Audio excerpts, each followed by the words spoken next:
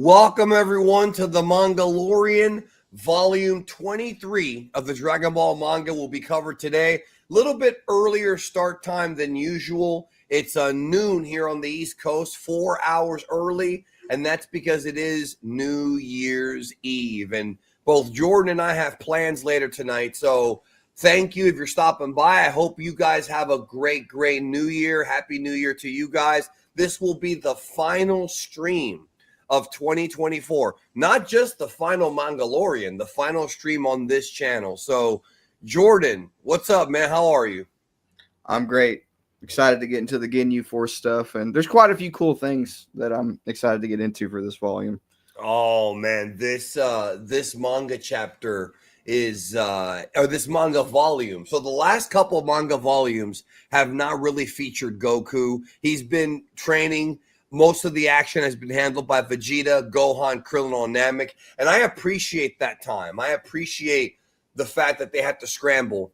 Goku's on his way, but Frieza has lost all his men. So what do you do when you lose all your men? You call more men, and that's when the Ginyu special forces are on their way.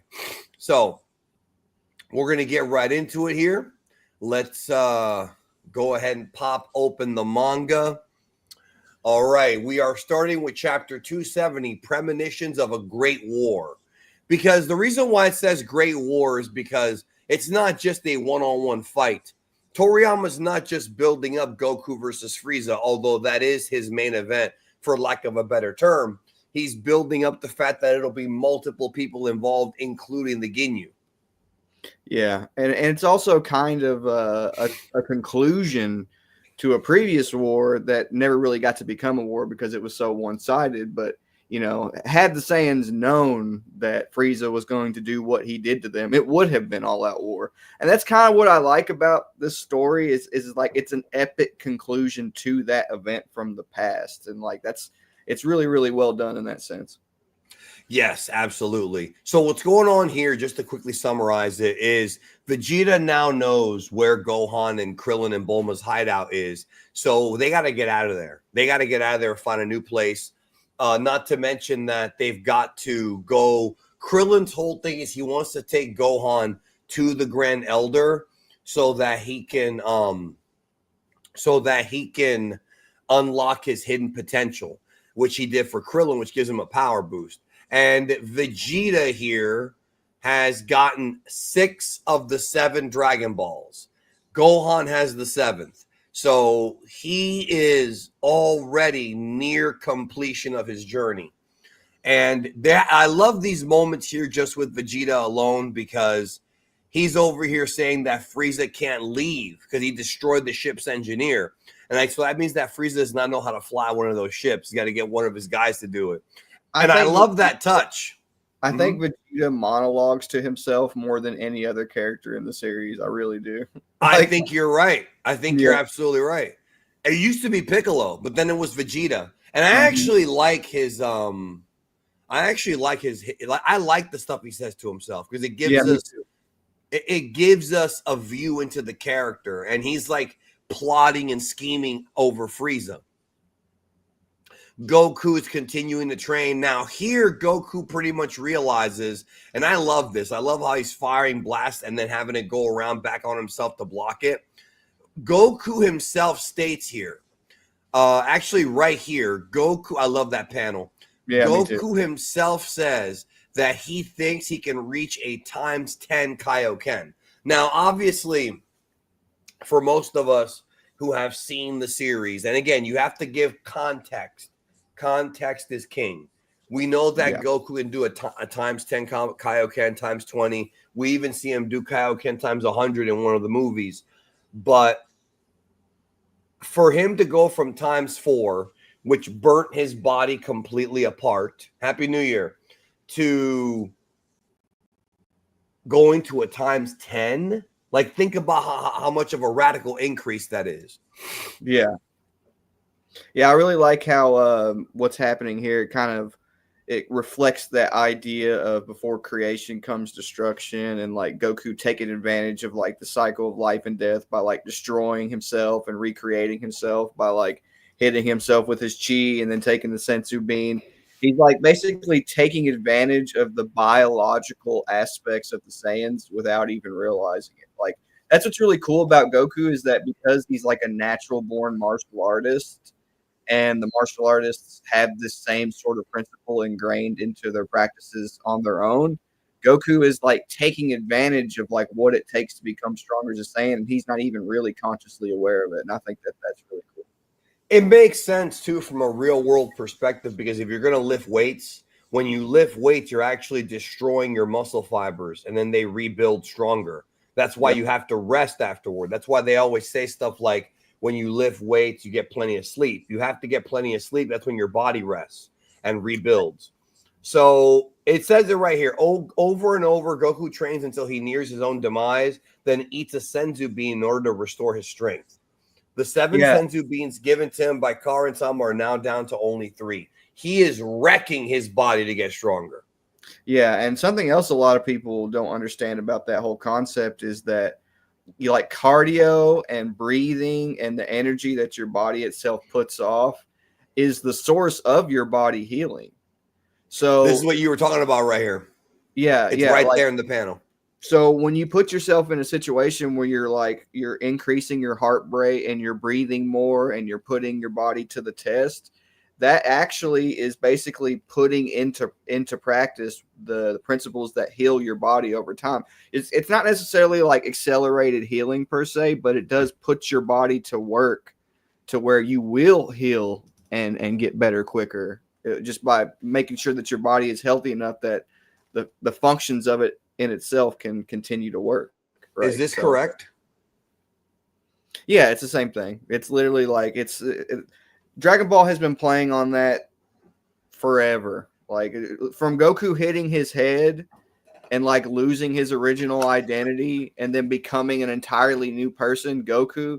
They've been playing on that since the beginning of Dragon Ball, really.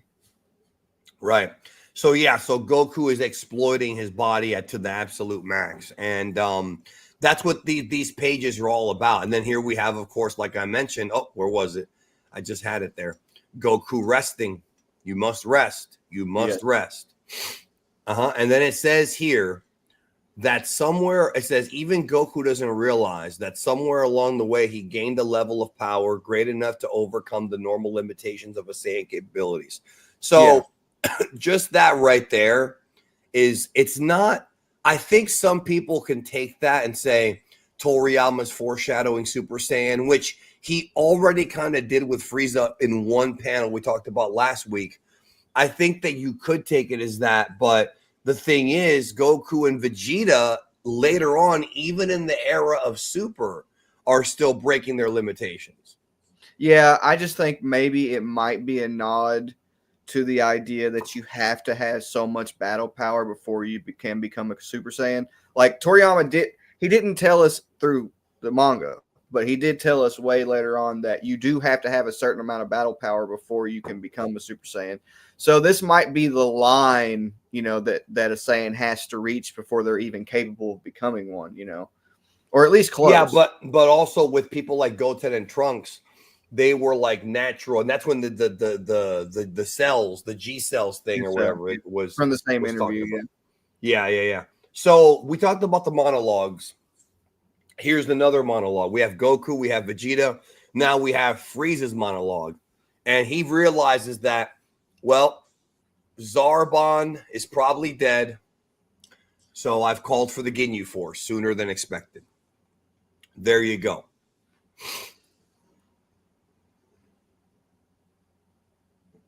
Oh, so snap. Vegeta, yeah, that's a big twist. He's been keeping an eye on things. Chapter 271, they're closing in the Ginyu Force. So this whole thing is Vegeta spying on them. Now he knows what's up. He's going to try and cut them off. They're trying to get there first. There they go. They've gotten there. We're going to go through these pages quick. But Vegeta suddenly appears. And it's like, wait a minute. Because remember, he wants that last Dragon Ball. Now, before they can even get there to unlock their power, he has shown up to ruin the party, that is to say. He's like, give me back that 4-star Dragon Ball you stole from me if you value your life. Because remember, Gohan took the Dragon Ball from him. even though he stole it from the Namekians. Like, you stole from me, bro, even though he's a Dragon Ball thief himself. Yeah. And then he's talking about thieves don't steal from thieves. That's like part of their code, you know. Yeah, but in this show they damn well do. So Yeah, meanwhile, Krillin's distracting him a little bit. It doesn't work. I love how he goes around him. And then here, the Grand Elder tells Gohan that he's got a lot of latent potential, he's going to unlock it. But here comes Vegeta. Nail appears, and Nail is like one of the strongest Namekians that are still like protecting the Grand Elder. But even though he's strong, he's still no match for guys like Vegeta and Frieza. I mean, maybe he could take Vegeta on somewhat, maybe not. He could probably, it won't be a one-shot affair, but Frieza straight humiliates him later.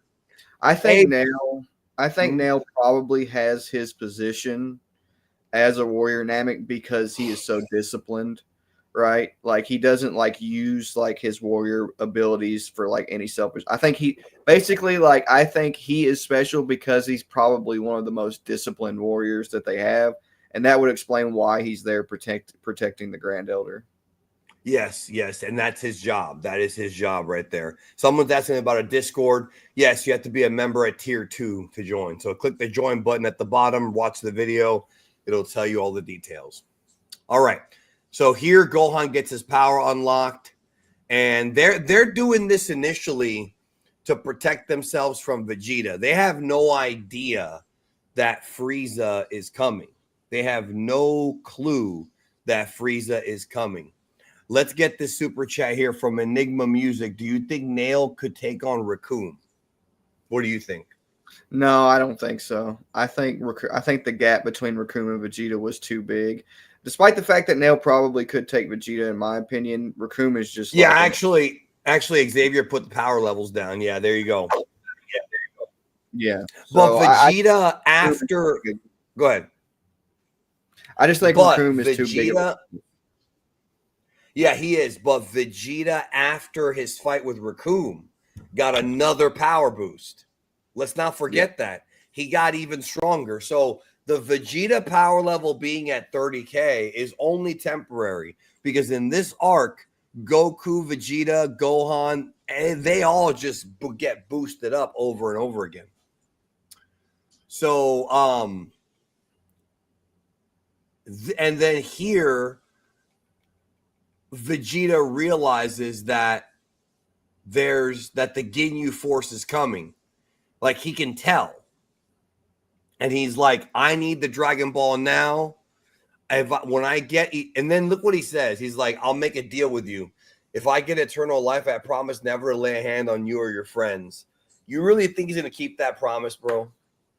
Well, maybe. I don't. Not this Vegeta. If he's immortal. Well, hold on, though. Frieza has the attitude that he has because he feels that he's unstoppable, right? I don't think Frieza would normally keep that promise either. But the more power you give somebody like Vegeta or Frieza and the more unstoppable they become, I do think they kind of start seeing everybody around them as pawns rather than expendable, you know? I think that's kind of the difference between Frieza and Vegeta at this point, is that Frieza is more pragmatic in the sense that he will look at somebody like Vegeta and be like, you know what, you'd be the perfect pawn for me. I don't think it'd be like impossible for Vegeta to adopt that mentality, but it is unlikely. No, I don't think he would at this point. We're talking about this Vegeta, not anything after this. He's still bitter over getting his ass kicked by Goku. He's still bitter over getting his ass kicked by Gohan and Krillin and being put to damn near death. I think he would once he finishes the Ginyu Force and Frieza, I think he would absolutely I think then he would kill them afterward, because he's bitter, bro. Maybe. I just think being immortal and feeling like you're completely unstoppable, I think would kind of change your perception a little bit, maybe. I don't know. It's Vegeta, bro. So Vegeta said, because here's the thing. It's like what they say about like rich folks. If you're broken, you're an asshole. You'll be a rich asshole. If you're broken, Right. you're giving and polite. Yeah. So it's the same thing. So I like how Vegeta says here that the Ginyu Force consists of men as strong as I am. No, maybe even stronger. And there's 5 of them. Way stronger for the most part. Not Mr. Guldo, but for the most part, they are. So Nail also senses an evil coming. They're all trying to figure out what to do. I think it's funny that they almost made Gohan immortal. Krillin was like, "Let's make Gohan immortal, bro."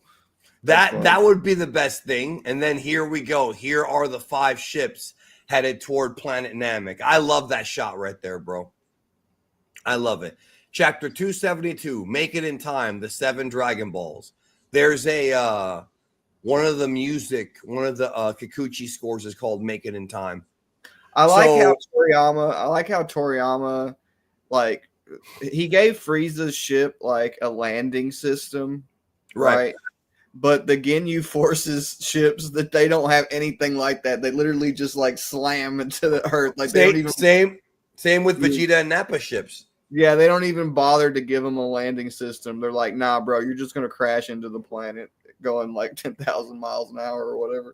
Well, we see Cooler use a ship like Frieza, and we see King Cold later use one. So I'm thinking what I'm thinking is that those ships are reserved just for the Frieza Force, like family. You know what I mean? Yeah. Can you imagine being in one of those ships and getting ready to make impact? It probably doesn't hurt them at all, bro. Probably not. They are on. But the first time you ever experienced it, it would definitely freak you out. You're literally like hurling through space towards a planet, bro. Like, yeah. You're right. For us, it would be impossible, but this is, of course, science fiction. And, of course, the Ginyu Force ships have their emblem on the front.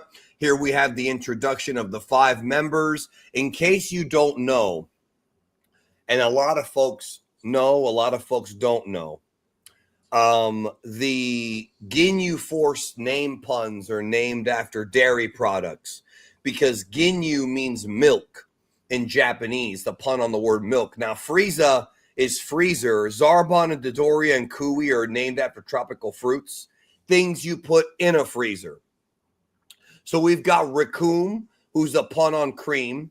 We've got Jeice, Birder, who's a pun on butter. We've got Jeice, who's a pun on cheese. We've got Guldo, who's a pun on yogurt. And we got Ginyu. So they're all named after dairy products. I just find it funny, bro, that granola, that's a stupid name. Like, these dub fans don't even understand that every character in Dragon Ball has a stupid name. That's the point. Yeah. They don't get it, bro. Yeah. You know, they don't get it, dude. Like, it's weird. It is weird. Anyways, here they are. And then they're doing their poses. Now, I shouldn't have to explain this, but I have to. Ginyu, in Japanese, they're called Ginyu Tokusentai, which means Ginyu Special Forces, which is a parody on Super Sentai, which came to America as Power Rangers.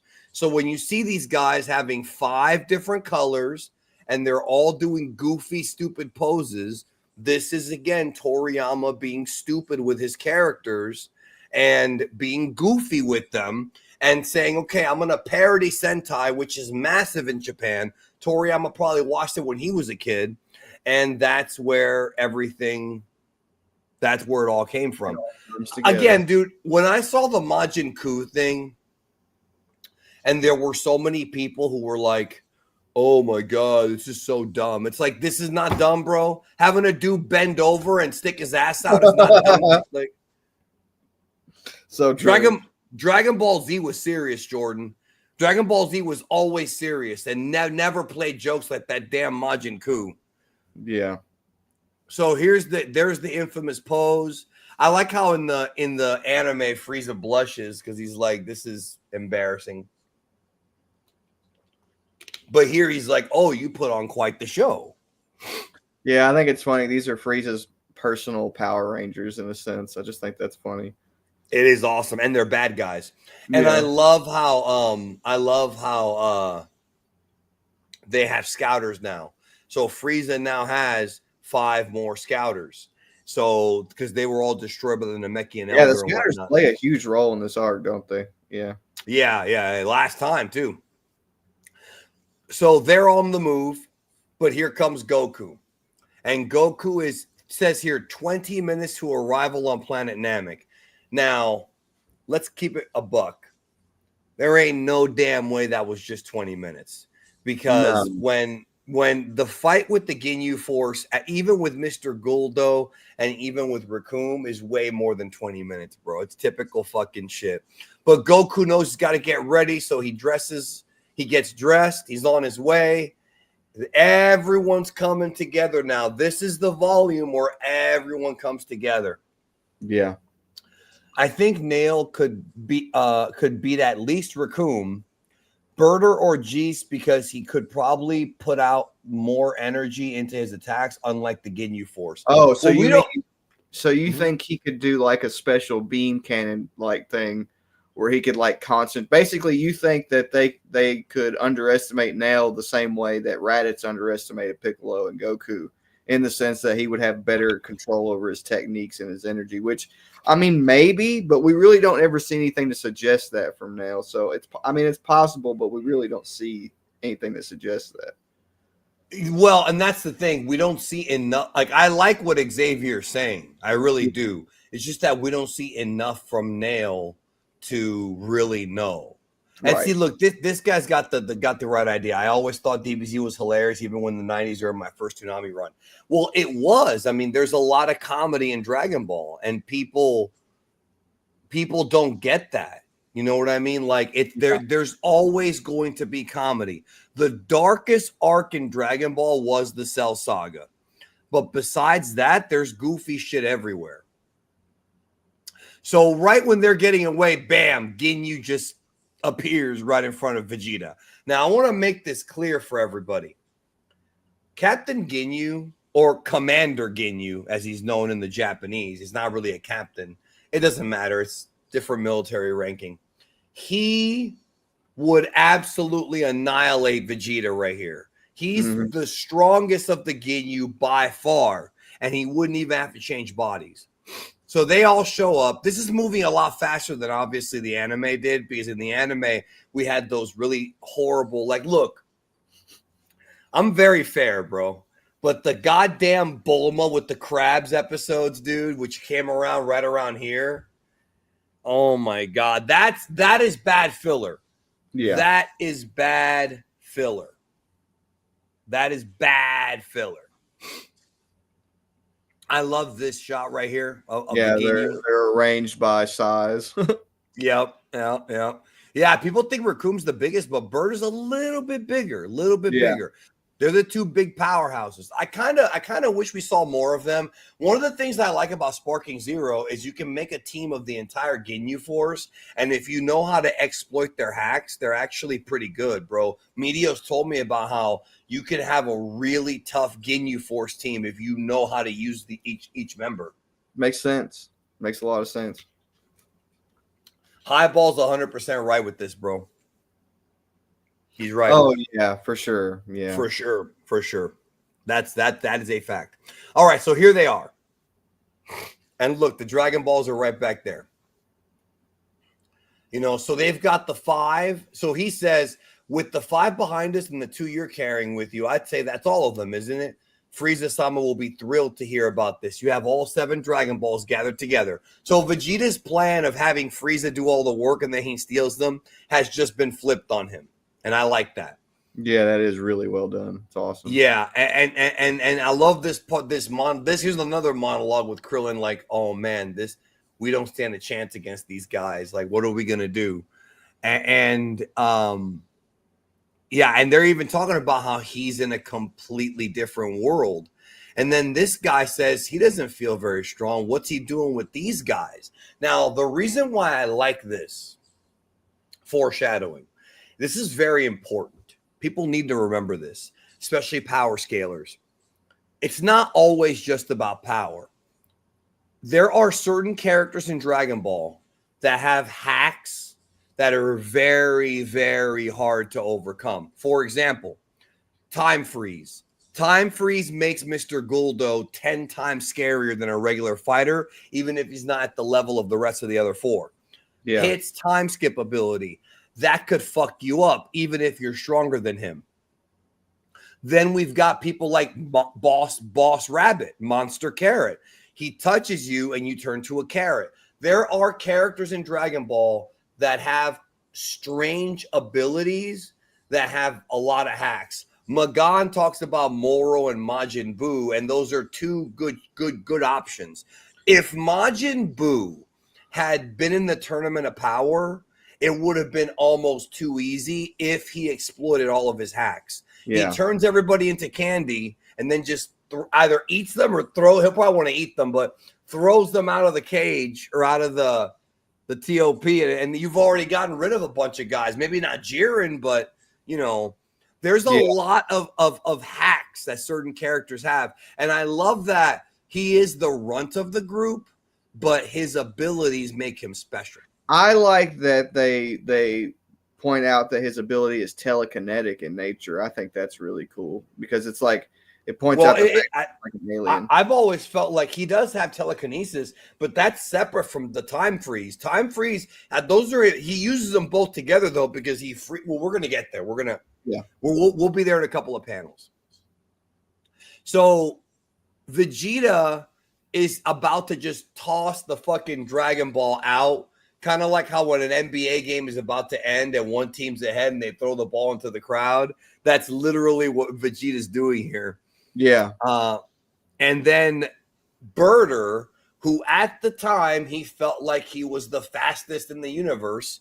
He's not because Goku and Frieza are both faster, but he thought he was. Kablam! He caught it, bro. Interception! It was literally like football, bro. Tell me that wasn't like football. It was straight up. Can you imagine having a football team with this motherfucker on it? You know what, bro? I know it'll never happen, but I know we had the baseball episode. I would love it if there was a football episode of Dragon Ball, like Daima Super, whatever, probably Super. Like, that would be so much fun if it was like American football and they start taking things really seriously and shit. That would be so much fun to watch. Yeah. You know? Yeah.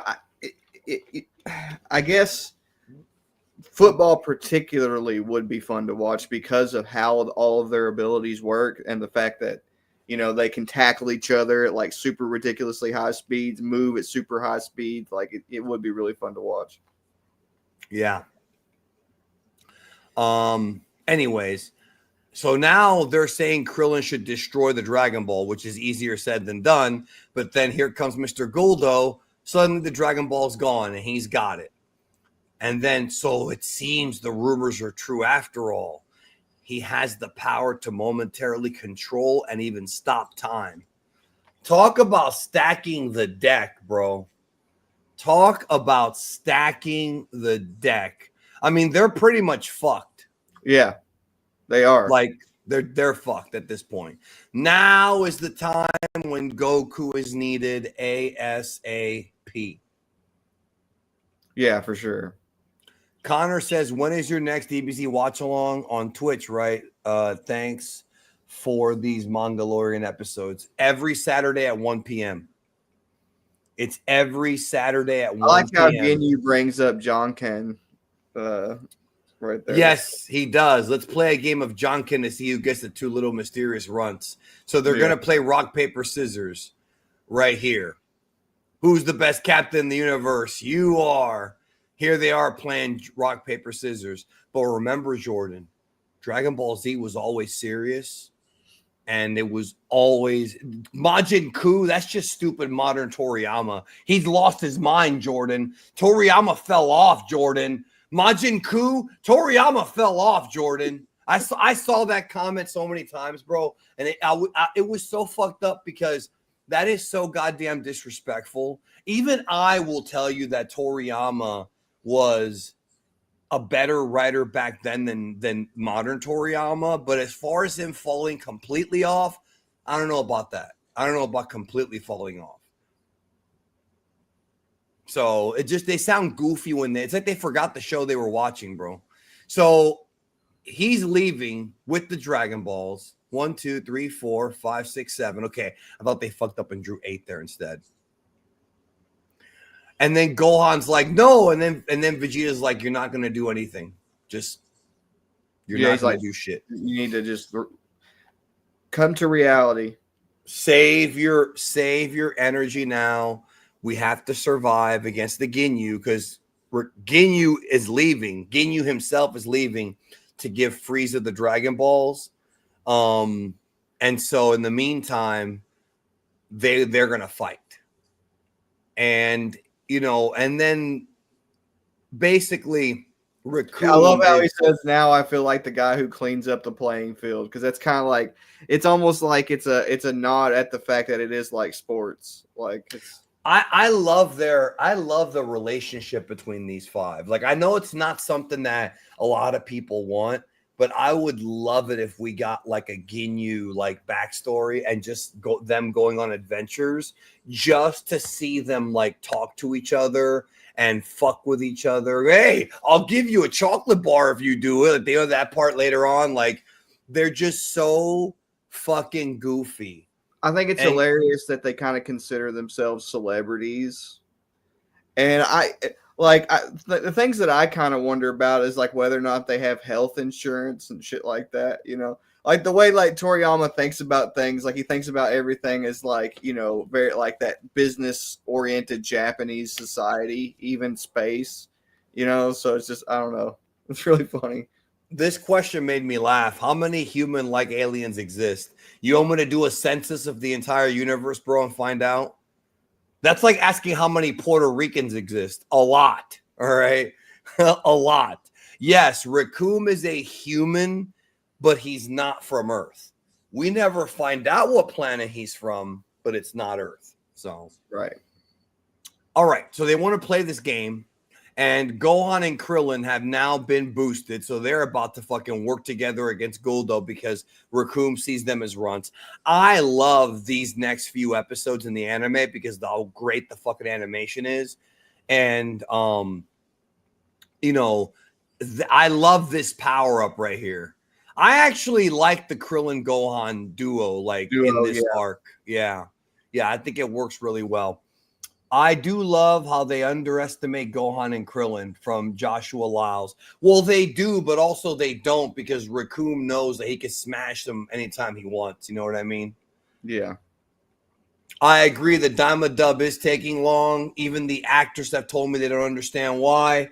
I'm going to tell you, you remember, Jordan, you remember that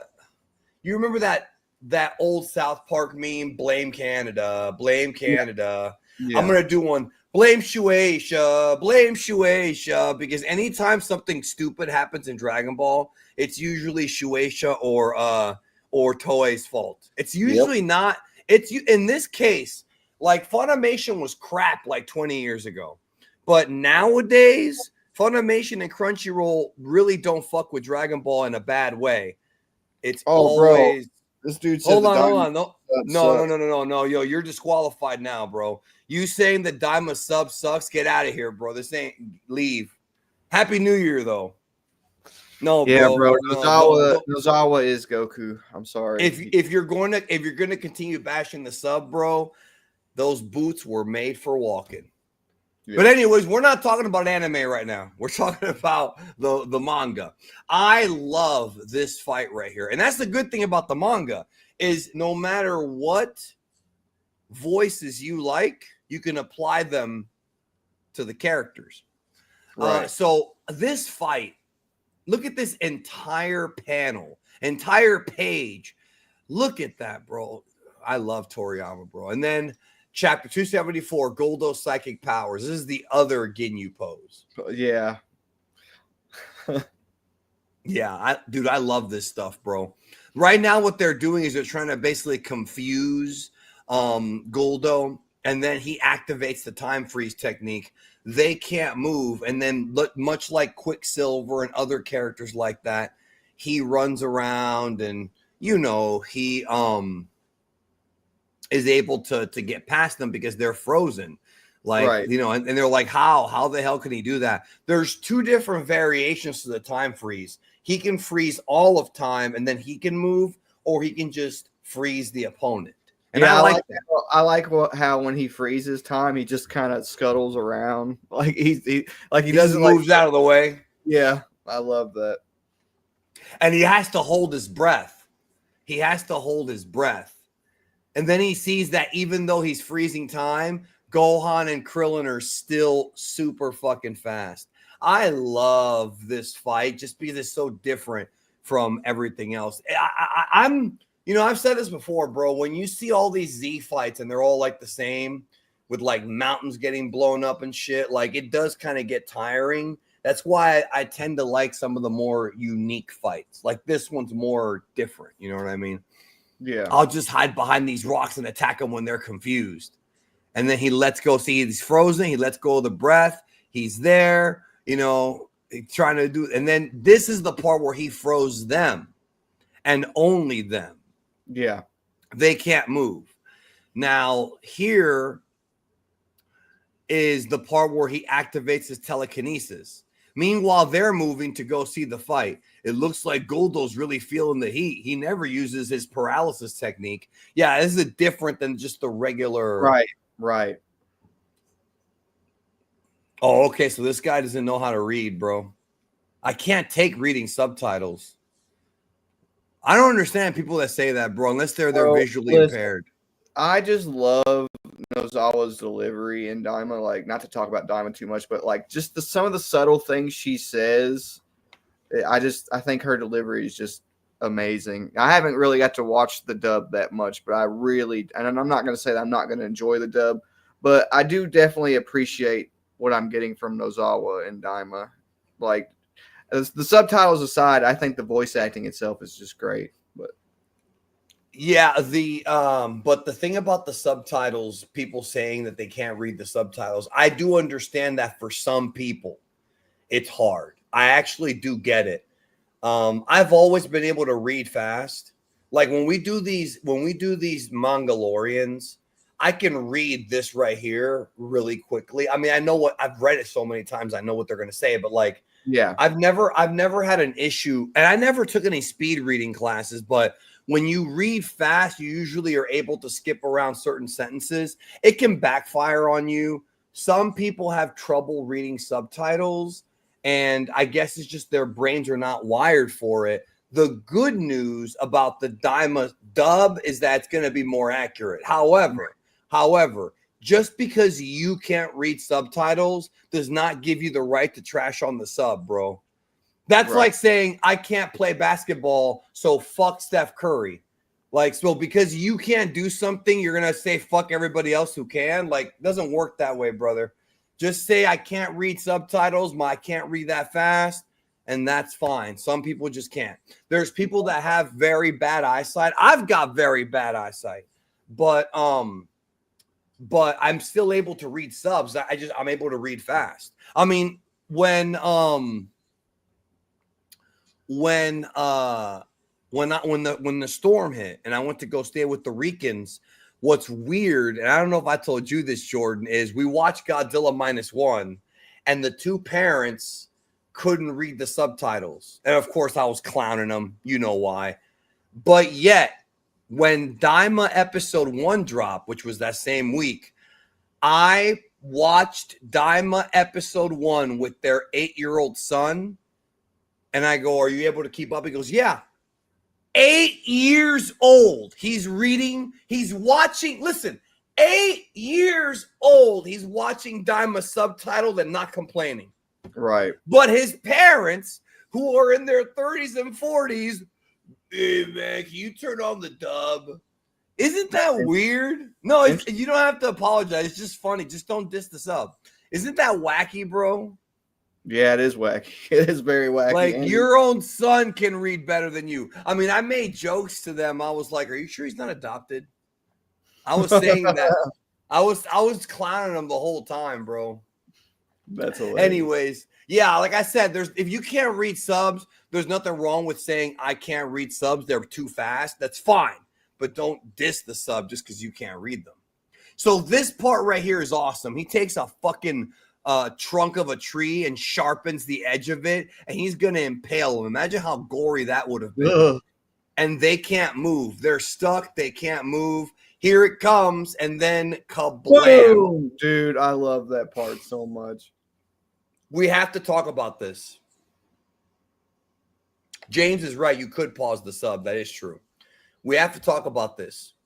In the anime, that's not how this went down. In the anime, Vegeta fired a blast that went through his neck, and then his head fell, and then Vegeta blasted. I remember that, yeah. He blasted the head away, yeah. In the manga, he straight up chops his head off with his hand. This is so much more brutal in the manga than in the anime, bro. Like, this is so much more brutal. That's why I tell everybody, read the manga, Look at his bro. face, bro. Look at Vegeta or Guldo? Guldo's face. Huh? Yeah, it's hilarious. He snuck up behind him and just said, fuck you. So now I do want to talk about the dub. In the Ocean dub, because we have to censor everything, right? They redrew Guldo's body around his head. Literally, they redrew Guldo's body around his head. So Vegeta blew up his whole body in the Ocean dub and not just his head. Oh, the people at Ocean literally redrew it, bro. And it didn't look that good. It's like the HFIL thing. Yeah. They have to go frame by frame. But yeah, dude, that scene is so brutal. And look, I never thought it would end like this way, beaten by a damn monkey of a Saiyan that really pops my cork. What a line. Talk about popping cork. The motherfucker popped your cork. Don't worry, you won't feel that way for very long. Boom. Thanks, Vegeta. He's like, there's no time out and there's no time to zone out. We got to keep going. So Guldo, so one of the Ginyu is already dead. One of the Ginyu is already dead. And you're right, they don't show it in the anime. That's why I say to read the manga. I'll probably do a video about, I'll probably do a short about that decapitation. So, and I'll probably say one of Vegeta's most brutal kills never even made it to the anime. Let's get to Shamar Henderson. I wonder if Boss Rabbit and Guldo learn magic from the demon realm. By the way, what's scary about Jeice? Nothing is scary about Jeice except for his space Australian accent. But as far as the demon realm, bro, like, dude, not everything is from the demon realm, but I understand why he would say that because it seems like everything's from the demon realm.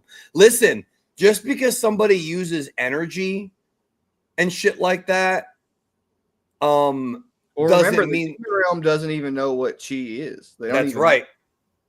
That was discovered in the outside world. Yeah. Yeah. So Funimation on Cartoon Network didn't show Cell picking up Android 18. I don't remember that, but they did show it. I could have sworn they showed it, but I haven't seen that shit since like 2000. I remember seeing it when I was a kid, but that's I saw it years ago. That's like 20 years ago. Yeah, over 20, like 25. Yeah, because I saw those episodes in Japanese. I own them in Japanese. But when the dub aired, I did watch the dub. I mostly hate watched it because of how angry I was that they changed everything. And I could have sworn that they did keep that in, though. Yeah. Yeah, bro. In my edgier, younger years, I hated the dub. I mean, I still hate it. I just think it's gotten better recently. But the original Z dub is trash. And anybody who says otherwise, bro, just doesn't know what they're talking about. And that's not me being a dick. That's not me being an elitist. They changed the story way too much. I never saw Kai live, but he might be talking about Kai. I never saw Kai on the TV. Yeah, I never saw Kai on TV either at all. Yeah. Kai, I didn't even see all of Kai. Like, I saw some episodes skipped around.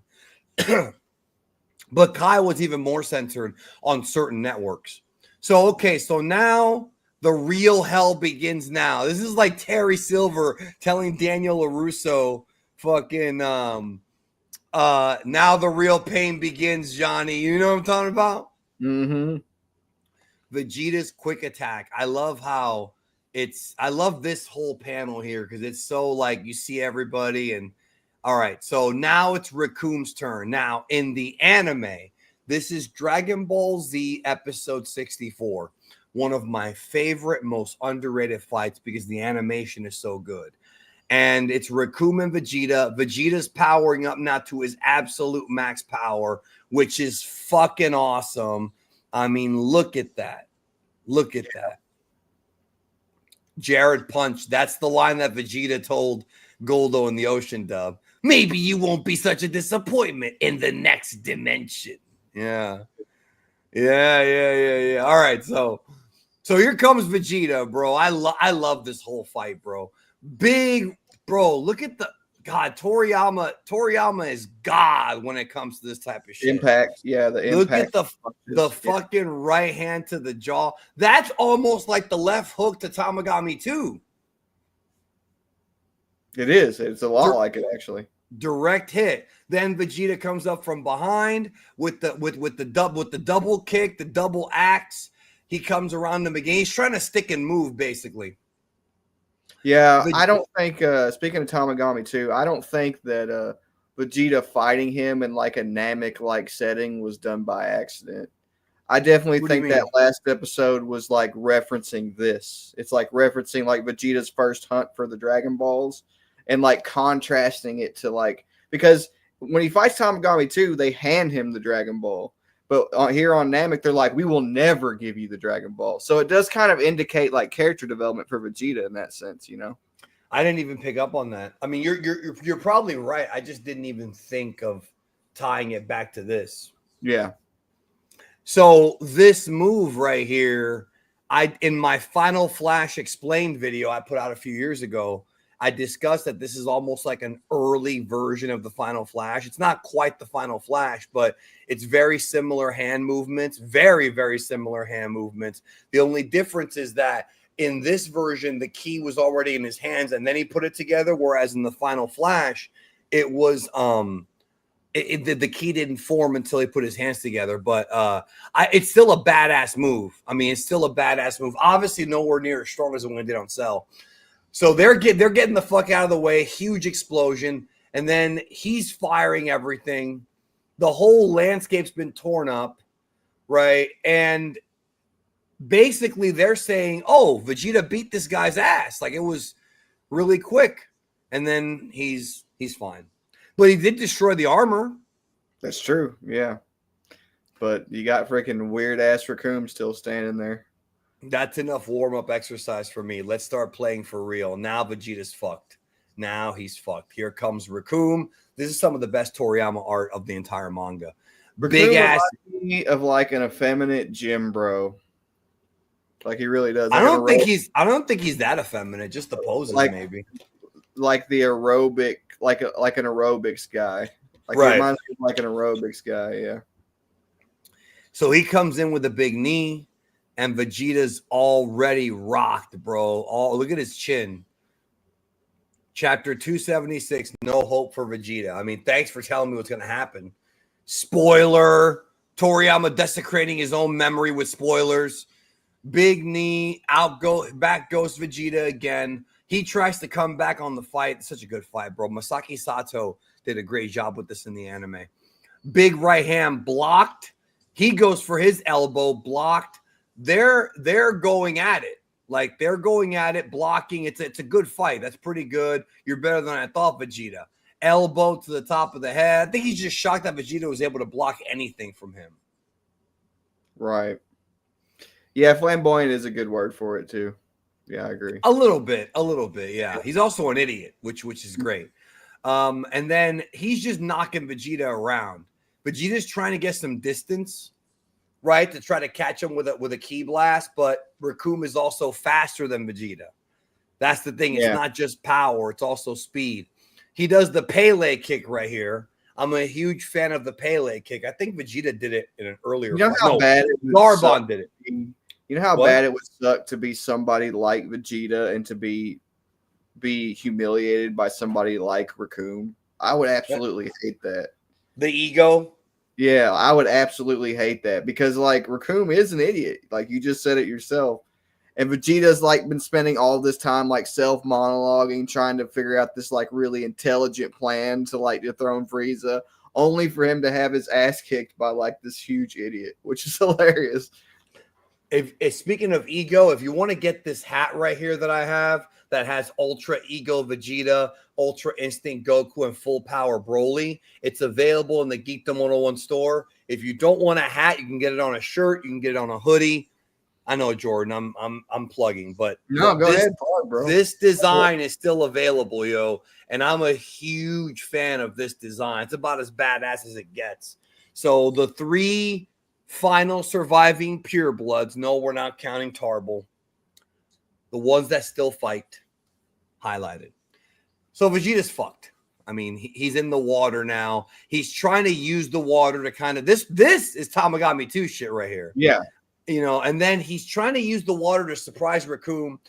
I love this part. He comes up and he manages to actually hit Recoome with a punch to the gut, a punch to the breadbasket, right?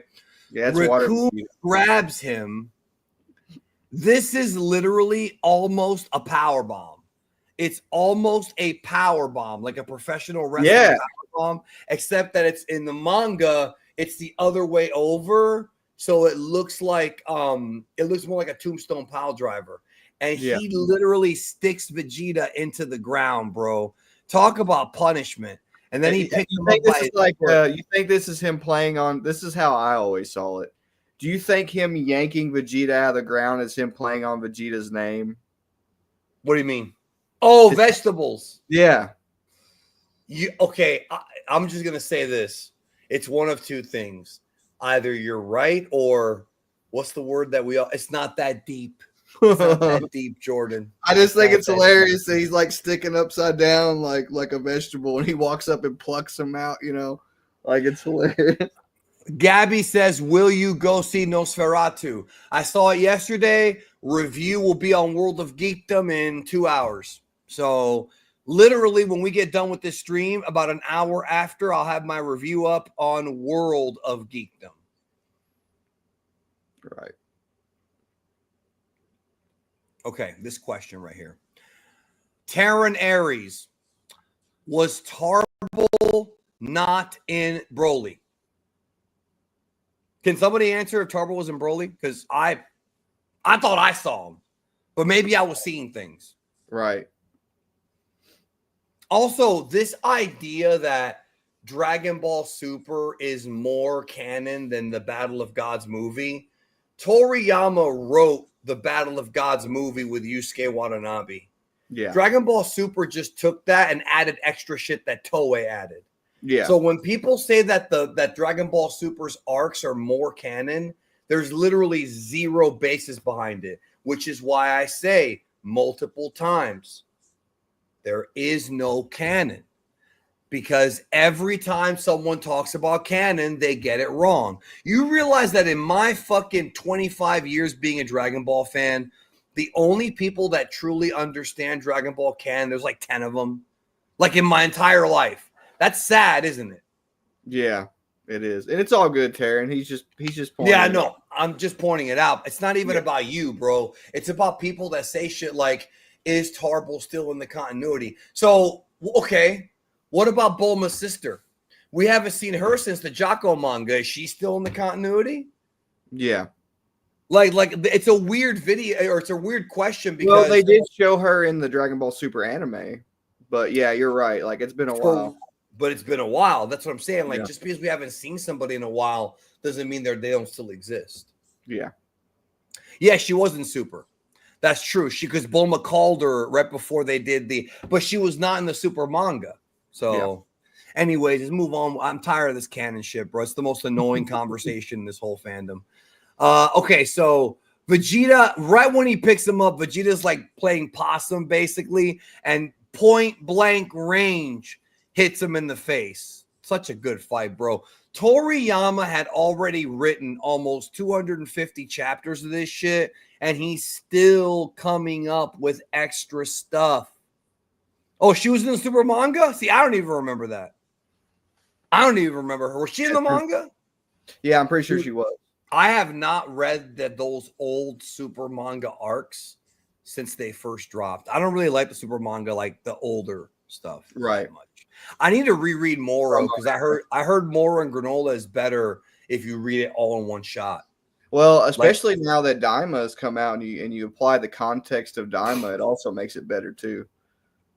Well, I think what I'll do is I'll wait for Daima to end and then kind of see what I'm going to do because there's still more stuff to be revealed. For sure, yeah. Yeah, there's still more stuff to be revealed in Daima. We still got 8 episodes, and that's a lot because they're about to go to Demon World 1. So, all right.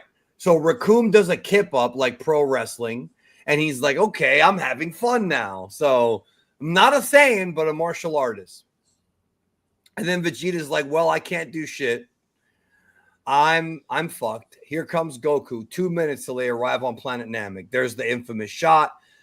Chapter 277. Oh, we're past 250. I lost track completely, bro. I'm all over the place today, bro. It's that damn, you got me jet lagged doing this show early. Chapter 277. Frieza laughs. I like how Toriyama takes time to list all the characters. And he's kind of building up like a 5-on-5 battle, even though that is not what happens at all. Yeah. So now he's saying, here comes my big finish. He wants to Recoome wants to finish Vegeta off with this giant mouth blast right towards Vegeta. Here comes Krillin and Gohan, and they return the favor.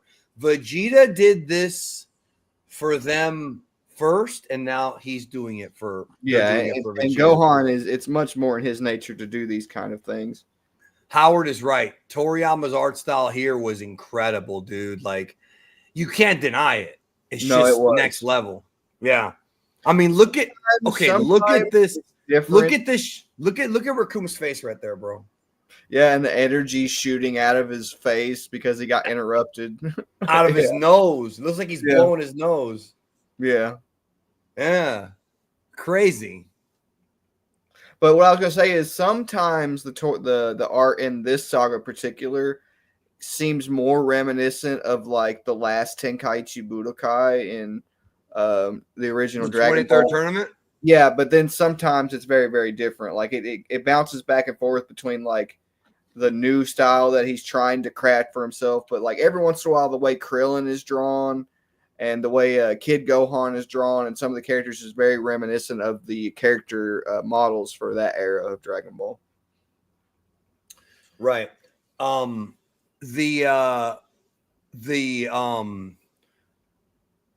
If you're new and you didn't know, we already covered all of the previous arcs on the Mangalorian. Check out the Mangalorian playlist. We've done volumes 1 all the way to 22.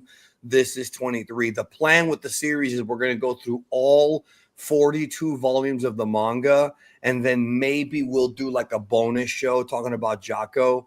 I don't think I want to do the super manga because A, we've already got reviews on it, and B, it's not drawn by Toriyama and it's not all him, and the entire purpose of this series was to go back to the original work. So the Jocko manga would be more like a bonus episode. Yeah. So we might do that. Yeah, this series will come to an end eventually. It's how it's going to be. Ralphie says both Mora and Granola arcs are great. They connect. I know they connect. That's true. As far as them being great, I didn't like them. I didn't like the ending of the Mora arc that much. Not the ending, but like the second half. The ending was okay. And the Granola arc, there were things I liked, things I didn't like. I mean, I did reviews on it, but one thing I have not done is read it all the way through start to finish. Yes, yeah. I don't think we're gonna do Jekko Neko Majin. Maybe. We'll see. That it's a possibility. We'll leave it at that. So Vegeta's been saved. Gohan saved him, right? He saved him. Krillin now realizes, oh shit, I just hit this guy. Maybe I'm dead. So now Vegeta gets mad at Gohan. He's like, fool, if you had enough time to pull me out of the way, you had enough time to attack him instead. For crying out loud, your sentimentality makes you want to retch. Vegeta's that guy, bro. Vegeta in this part of the series, he's that guy where if you buy him like a 2022 Tesla, he'll say, why isn't it a 2025? Right. That Vegeta's that guy, bro. He's such a dick in this early. He doesn't become a good person really until the Buu saga. Like, I mean, there's shades of it in the Cell saga during the 7-year skip. That's what softened him up. But in the Buu saga, we actually see it. Yeah. Yeah, and it's confirmed he becomes a good if it's confirmed, it's confirmed he becomes good based on the fact he gets wished back. But we're going to talk about that when we get to volume 42. Okay. I wonder if Recoome's got dental insurance. Yeah, man, that would suck. That would suck to have your smile ruined like that. I don't even smile that much, but because my teeth aren't that great, like they're not perfect. Yeah. They're not as bad as this guy's teeth, but fuck, bro, like, and then bam, Krillin gets kicked, and he kicked him like a fucking soccer ball, dude. His head was a soccer ball. You understand what I'm saying? Yeah. Yeah. Out. Yeah. Look at it. He's out. He can't even move. Yep. His neck's broke. No, Gohan's neck was broken. I don't think Krillin's neck was broken. Yeah, that's coming up. He says, my bones, it only took one kick and now I can't even get up. He's paralyzed. I hate to say it, but we're done for. We can't stand up to them or even run away. They've taken all of the Dragon Balls as well. It's over now. Talk about building a lot of heat, bro. Yep, he's accepted his death, unfortunately. And that is one thing that I will say that people do have a good criticism about is the lack of stakes in modern Dragon Ball, both Super and Daima, because we know what the ending's going to be. I get all that, and I agree. Yeah. I've always agreed with that. Daima doesn't really have stakes yet.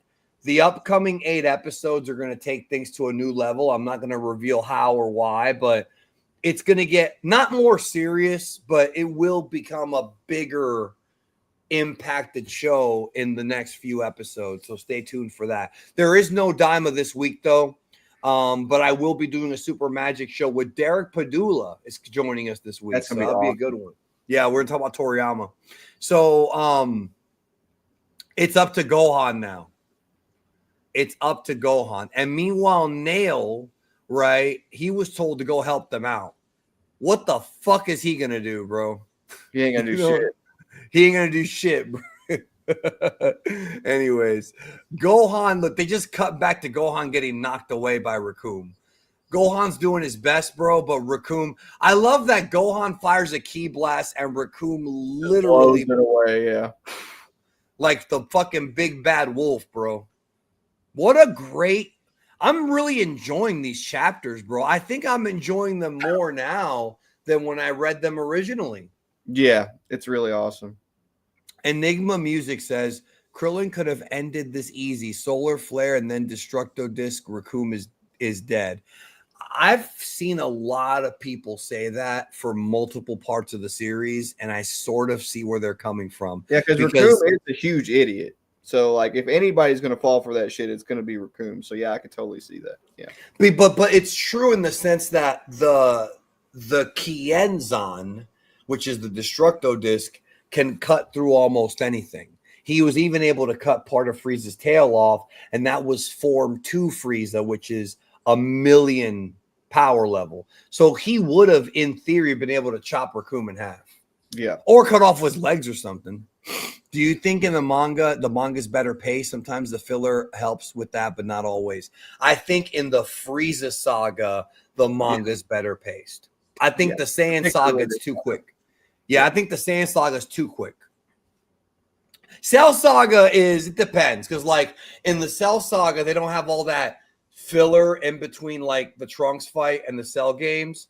There's, like, fucking like 7 episodes of filler that isn't really all that interesting. But besides that, it's pretty close.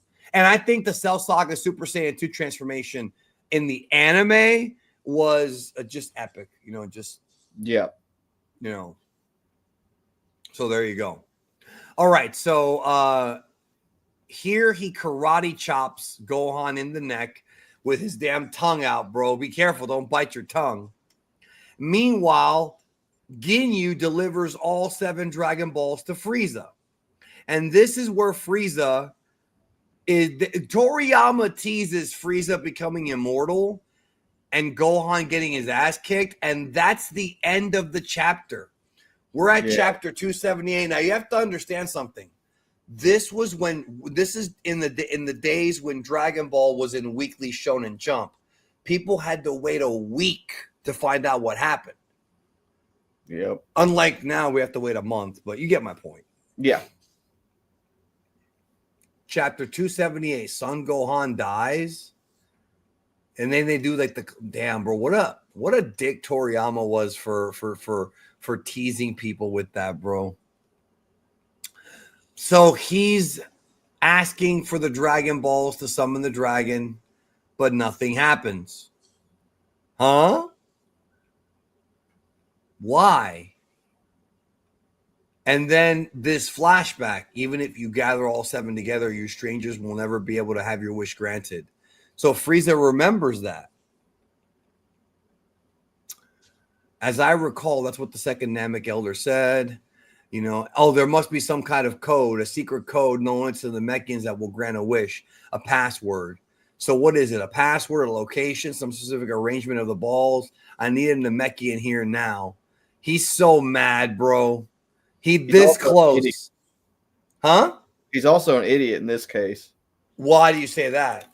Because if he was told that and then he just walked around, he just like destroyed all the Namekians in every single village that he came across, that he's kind of screwing himself, Like he's basically just lucky that the Grand Elder didn't die and that and that Nail was around and and what's really interesting about it is he almost killed Dende. The person that they do end up using to like implement the Dragon Balls, he killed his brother and almost nearly killed him. And that's it's very, very interesting in that sense. Yep. And now thanks to him having a scouter, he has now found the location of the Grand Elder. Yeah. And Ginyu wants to go, but Frieza's like, no, I'm going to handle this myself. And that's wild because he's going to go deal with this himself. And that's when it's serious business, when he's going on his own. I love this. I love in the anime too, these parts, that he's just flying there on his ship, just like, fuck this. Their greatest fears become a reality. Frieza has discovered the existence of the Grand Elder. Frieza's machine travels great distances at extraordinary speeds. He begins to close in on his target. He doesn't even need the machine, though. He can just get there with his own energy. Yeah, I just think he just used it just because. Yeah. So he can rest. Why use energy? Energy costs energy. Literally, key costs key. So Recoome is blasting Gohan. He's doing the best he can, hitting him with everything. Gohan's dodging, but it's becoming harder and harder, and he's just getting pummeled. I mean, Recoome is just having his way with fucking Gohan. They're saying stay down, but Gohan has the same spirit of, he says, I am my father, Son Goku's son. I'm not, I won't. Oh, you still have the strength left to talk his nonsense. I don't know what planet you're from, but they're making him pretty tough. I won't quit. I won't let you beat me. Looks like you messed with the wrong guy. Here comes Gohan. Recoome gets behind him and boots him right in the head, and down he goes with the black background. Yes, Gohan's neck is broken. And in case you don't know, when you break your neck, if you don't get medical attention quickly, you are going to die, or at least be permanently paralyzed. So yes, Recoome broke a 5-year-old's neck in Dragon Ball. When I discovered that in the Japanese anime, because the dub censored it, I was like floored, because that's a kind of a big, you don't see a lot of shows doing that, especially in the 90s. Yeah. And that's what this man Xavier said in his super chat. Thank you for the super chat, bro. And then, of course, Vegeta says, what a pathetic little brat. Here I thought he improved some. What a dick, bro. What a dick. And then he's like, I can't believe they called the Ginyu to deal with this trash. Like, he can't even believe it. But then there's one ship that lands. The build-up to this is so well done in the anime. And here we go. Chapter 279, The Mysterious Son Goku. So at this point, the Ginyu Force has the advantage completely. They don't know whose ship that is. They realize it's Goku. I love the... This is a very important shot, because you can tell that Toriyama really exaggerates the symbol on Goku's back. Well, not just that, but he's taking his time, using a lot of panel and a lot of art to kind of like show everything. Yeah, I just like how he exaggerates the enlightenment symbol on his back. I just think that's awesome. That shot is iconic, of course. This shot right here, is that what you're referring to? Yeah. Yeah. So I talked about this in a video that I put out years ago called Goku Symbols, Gi Symbols Explained, or something like that. And what people have to understand is Goku originally had the turtle school symbol on his back. Then he had, of course, the Kaio symbol, the King Kai symbol. This symbol, and you wouldn't know this if you didn't understand the symbolism, this symbol right here represents him. Yeah. So for the first time ever in Dragon Ball, Goku sees himself as a grand master of the martial arts. And it's a serious, serious thing, because if you go back and look at Dragon Ball, we're talking about, forget Super and forget Daima for a minute, the original manga. Goku no longer has a teacher after this. He teaches Gohan in the Cell Saga. In the Buu Saga, he teaches Goten and Trunks for a little while, but he doesn't really have a master after this. Yeah. And that's because Goku, inside of his own head, which he's not wrong, he straight up is saying, like, I'm a master now. Yeah, and this is the section of Goku's name that translates to enlightenment too. So like, what, that's the go part? Yeah, like, so that's another really interesting thing about it, is it's like it kind of because Goku shows up and he's got a very specific mentality that the series like points to as like the GOAT, like he is the shining example of morality in the series. Basically they're pointing out that Goku is that guy. He literally at this point, even though, remember, Toriyama didn't know how long this thing was going to last. For all intents and purposes, he may have been wanting to end it, shortly after this, or even a year after this. We don't know. He never said it. And multiple times we've debunked where the show was supposed to end, or the manga. But either way, Goku is basically showing that now he feels like he's mastered the martial arts and he's learned everything he needs to learn, which, to be honest, is sort of true. But of course, in the Buu Saga, we find out that he learned Metamorph Fusion and Super Saiyan 3 in the afterlife. So there's still stuff that he learned, but he's his own master. That's the thing. Like even there is no, he's his own master. There is no end game in martial arts. You improve forever, but he feels as though he can improve himself from now on. Right. It's time to show the training I've done, and off he goes, and he gets there really, really fast. He's there like right away. Yeah, like 2 panels, and he's there already. And like I memorized the anime version of this. I watched it so many times. And Goku goes to Gohan, who's literally dying. He can't even speak. He gives him the Senzu. He's only got 2 left, I think. Yeah. Now, who's this guy from? He's pretty fast. He's faster than you. He's like, quit joking around. Don't try comparing me to a guy with such a trashy power, because he's hiding his power level. And so Gohan is back up again. He's not dead. Gohan almost died. He's so excited to see his dad. Like, he don't even care that he just died because he sees his dad. Yeah, he almost died. Yeah. Well, the Senzu, I mean, dude, if I was about to die and I got a Senzu, I'd smile too. I'd be happy too, you know? Yeah, And then Goku, yeah, and they talk about how beaten up they were. So he gives Krillin a piece of the Senzu, and then he does the thing where he literally puts his hand on Krillin's head and is able to telepathically figure out everything that happened, which is weird because he never uses that he again. never uses that again. Yeah. Oh, it would have been useful. It would have been. He could have put his hand on Neba's head and learned all about the fucking everything, and he didn't do it. Yeah. That is a flaw in Toriyama's writing that we should point out because we have to be fair here. And then he gives Vegeta a Senzu because Vegeta sort of like, you have to understand, this is not him giving a villain a Senzu. Vegeta legitimately saved Krillin and Gohan's life earlier against Guldo. Goku saw that when he read the thought. So this is kind of like his, like his Making thank up you to for it, Vegeta. Yeah. Like, here, you saved my friend and my son. He's like, oh, I'm going to go fight them alone. Stay back. You're going to go fight them alone. You're crazy. It's just like the Nappa thing. It's exactly like Nappa. You're nuts. You can't fight them alone. They're reusing it, but they're doing it in an effective way. Has Goku gone crazy? They're basically all like very worried about it. And this is where Vegeta starts to realize that Goku may have actually tapped into something that even Goku doesn't understand.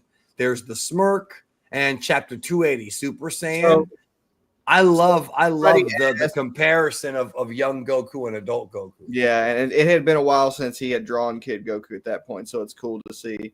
But somebody asked like where Goku learned that ability. The thing is like that ability, a lot of people don't know this because they don't study like what chi itself actually is. But that ability is associated with having more chi as a martial artist. Buddhist monks believe that you could do that technique if you cultivated your chi enough.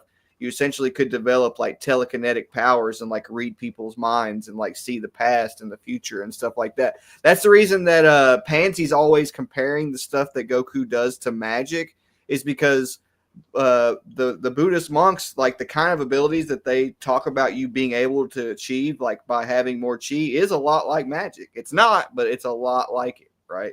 So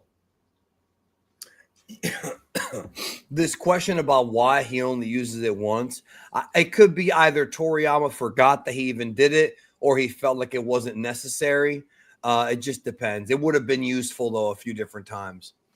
Like, for example, when Supreme Kai's explained to Goku all about Majin Buu and Babidi and the Buu Saga, he could have just touched his head and learned everything. Yeah.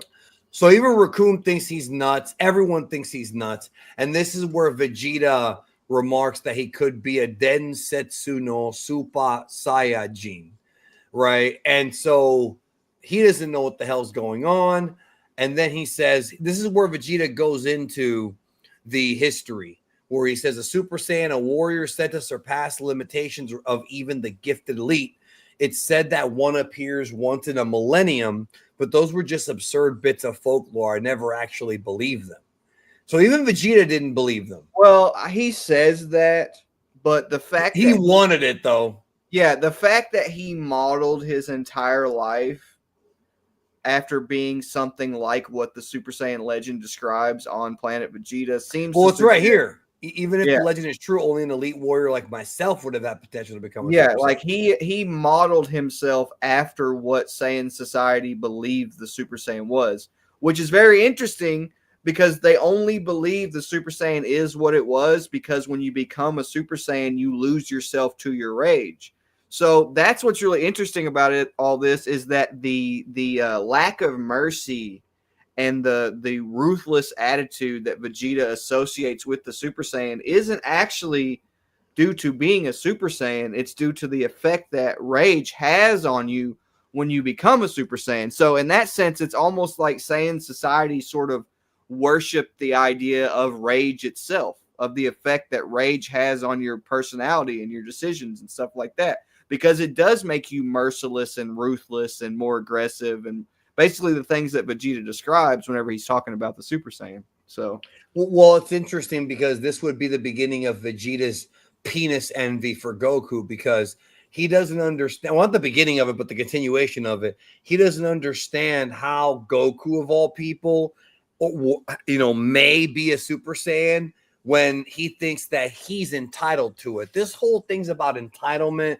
It's about being raised in a class-based society. And I think I need to do the video explaining Vegeta's character arc, because there are so many Vegeta fans that don't fucking understand the arc. And I don't even think it's all the dub's fault. I think it's just people don't understand it because they don't really get like the whole picture. I think people maybe look at some of the arcs and kind of pick out what they want when there's a holistic view of Dragon Ball.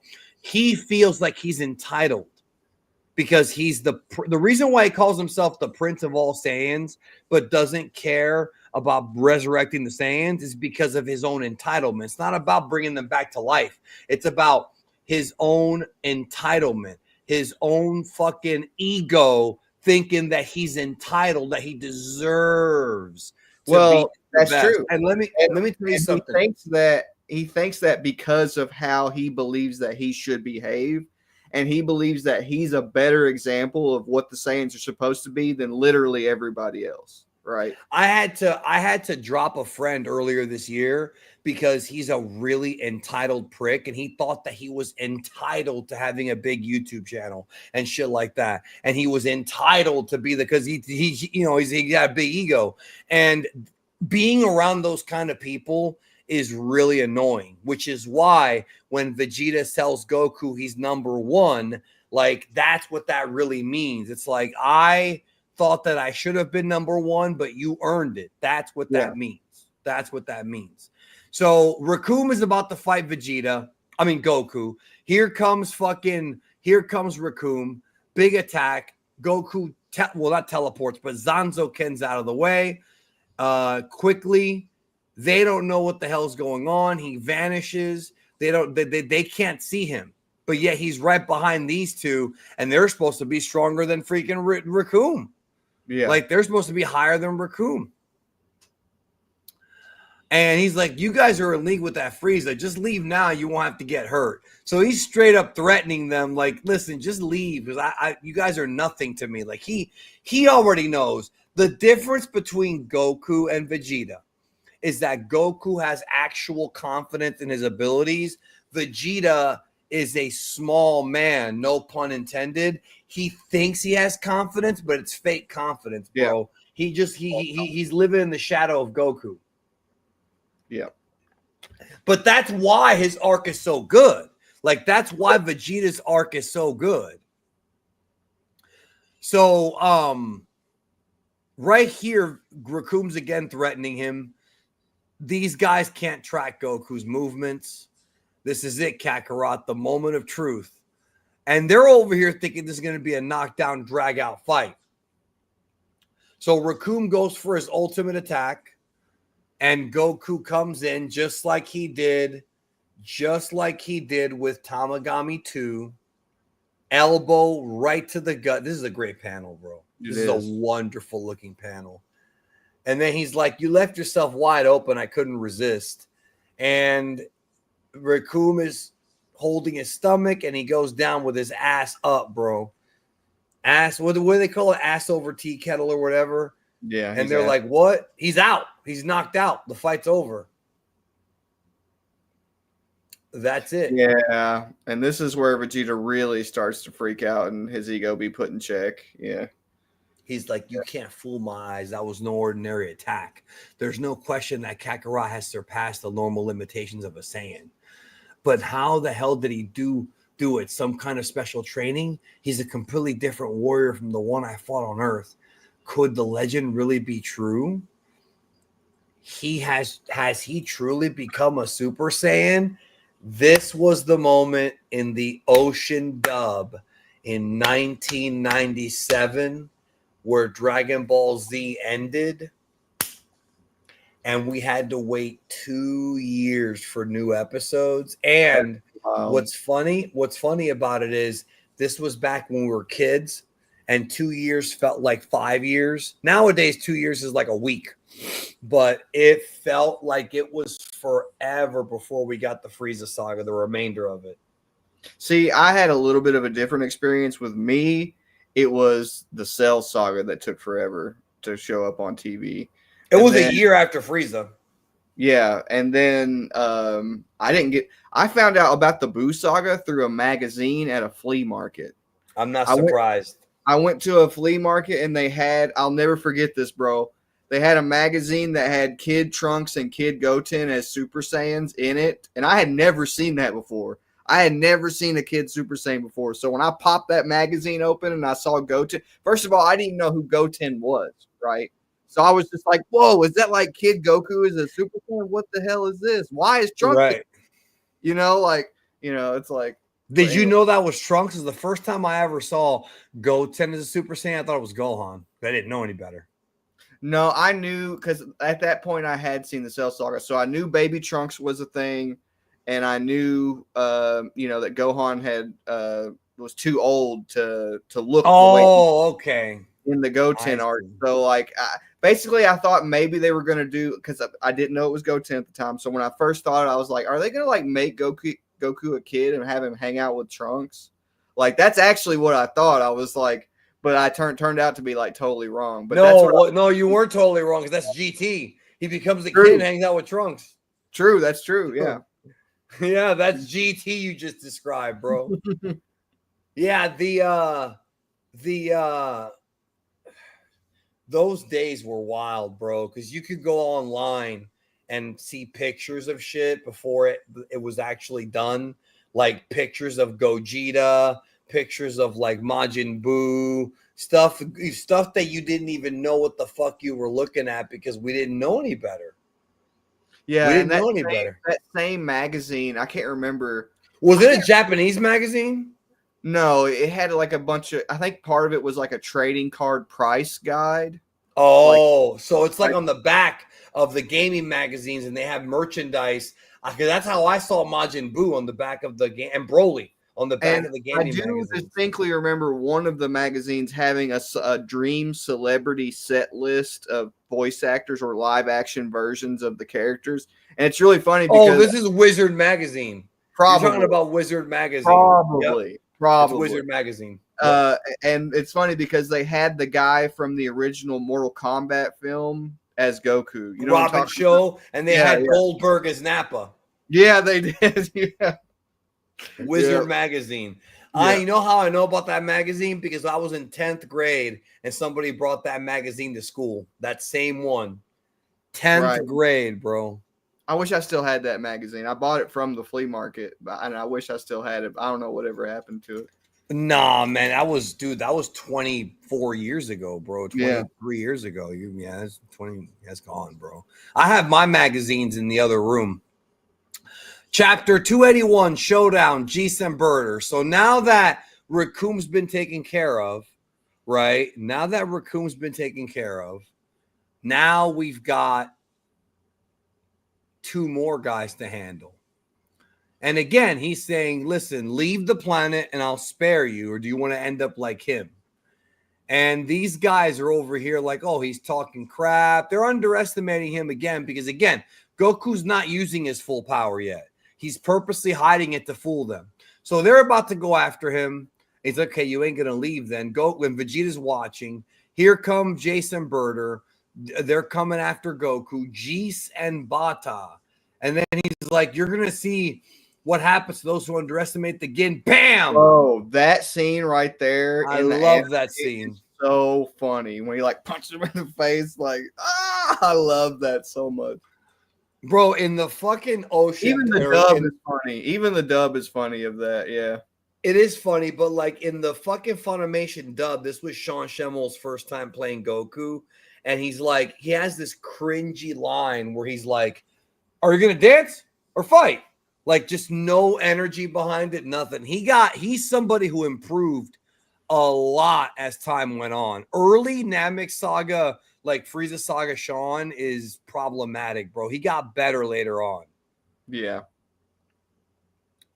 So, what did you say? and then Goku blocks both of their shots because they're trying to hit him at once. Knee to Birder, and then he sweeps knees to Jeice. He sweeps fucking Birder, down he goes. I love it, bro. Very simple martial arts, sweeps. He's not trying to kill him. Then he does this move where he key eyes and sends them both back with energy. Now, he's still warming up. He's not trying to kill them. He's not trying to hurt them. He is still trying to tell them, you are no match for me, bro. Leave now. You know? Yeah. Leave now. Yeah, it's a warning shot for sure. But they're very hard-headed, bro. They're very hard-headed. So this is again how Vegeta notices that Goku's raising his power level with the attacks. Yeah. And hold on, this question. Do you think are almost stronger than they would be regularly? Like, despite his power level, it makes it to where when he does attack, it does even more damage than it would if he just had his power level consistently the same. This Magan's question about, like, do you think Goku is misunderstood? Yes, I think a lot of Dragon Ball characters are misunderstood, and unfortunately, a lot of YouTubers also misunderstand. Even the ones that might come off like you think they understand, a lot of them don't. Not everyone misunderstands Goku, though. It just depends on who we're talking about and what we're talking about. I think Vegeta is probably a bit more misunderstood because people think he's a badass, and he is a badass, but he's also very beta throughout most of the manga. He really is. So he's over here just shocked. So Jeice goes for the Crusher Ball on Goku, and Goku just swats it away to Birder.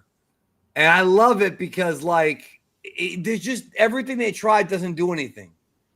Doesn't do anything. Goku gets behind them. Oh shit, we're done. I didn't even realize we were done, bro. So this ends almost at the exact same place that the fucking anime ended at. Almost a little bit further on. Yeah. Volume 23. So next week, it'll be on January the 7th is when we can come back and do volume 24. But I like this volume a lot. We saw the Ginyu get introduced. We saw the Super Saiyan thing be teased. And we saw Goku.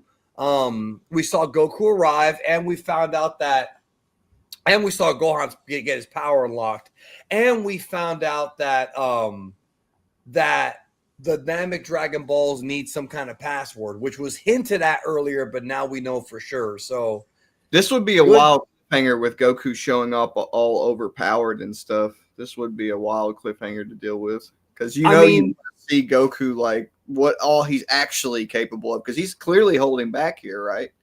So, well, what's crazy is this was weekly Shonen Jump, so people would read the chapters and then you had to wait a week. Yep. And you had to buy the Shonen Jump and read it every single week to find out what happened. Then later on, they put out the collected volumes so you can, do that. Yeah, I think Toriyama, I think at this point in the series, just based on the few cliffhangers that we've dealt with so far, of course, we're not dealing with it the same way because we're reading the entire volume. But like just the cliffhangers that he's set up so far, I think he really did master having people want to read. I think you're right. Yeah. I think he mastered that around the Piccolo arc. That's when I think he really figured it out. I will say this too, man. The whole show, like, did you see what Oda said the other day about how he was reading Dragon Ball and Jump, but he never bought the last volume, and then he finally bought it like recently? I don't know if you saw that. I was thinking that on Twitter. Yeah. Oda, of course, being the guy who wrote and gave up, or who wrote and came up with One Piece. Yeah. And he still got his manga going, but he was heavily inspired by Toriyama. I mean, Naruto, One Piece, Bleach, all of these big series that came after Dragon Ball took heavy inspiration from it. So I don't ever debate One Piece people because I think it's childish, but all you have to say is Toriyama is Oda's daddy, and that's it, bro. Like, game over. And the reality is, even though One Piece has grown in popularity, there are several countries around the world that do not know anything about One Piece, and they love Dragon Ball. For example, Latin America, Mexico, One Piece is not popular down there at all, bro. Like it's there, but it's not popular. Dragon Ball is massive in Latin America, and the second biggest thing down there is Saint Seiya, which is Los Caballeros de Zodiaco, the Knights of the Zodiac. Saint Seiya is the second biggest series down there, Dragon Ball being number one. So even One Piece, Naruto, and Bleach are not even on the level of Saint Seiya. So it's just funny how different cultures sort of accept different things. You know what I mean? Yeah. But Dragon Ball Z was also on Toonami during the anime boom when Pokemon, Sailor Moon, then we had Gundam Wing, Trigun, Tenchi Muyo, Outlaw Star. Established as a commercial product way before everything else. Yeah. Yeah, anime had existed dubbed since like the 80s forever, but it didn't become like it wasn't even called anime. It was called Japanimation. It didn't become a subgenre until the 90s. So it's fun to go back and do these, Jordan. I'm glad we got to start this series this year. We're going to probably complete it next year. So Happy New Year to everybody watching. Happy New Year to you as well. Happy New Year, guys. Yes, sir. This is the last last stream of the year here. So I'm thinking about going on Twitch and streaming the last 2 episodes of Daima and having that be the last Twitch stream just for fun. We'll see. It depends. I have some plans today, but we got done a little bit early, bro. So maybe we can go do that. Yeah. Anyways, well, have a blast. Yeah, y'all have a good one. Take care. We're out. See you next week. See you next year, right? Literally, see you next year. See you next year. Well, I'll be streaming on Sunday, but it'll be next year. So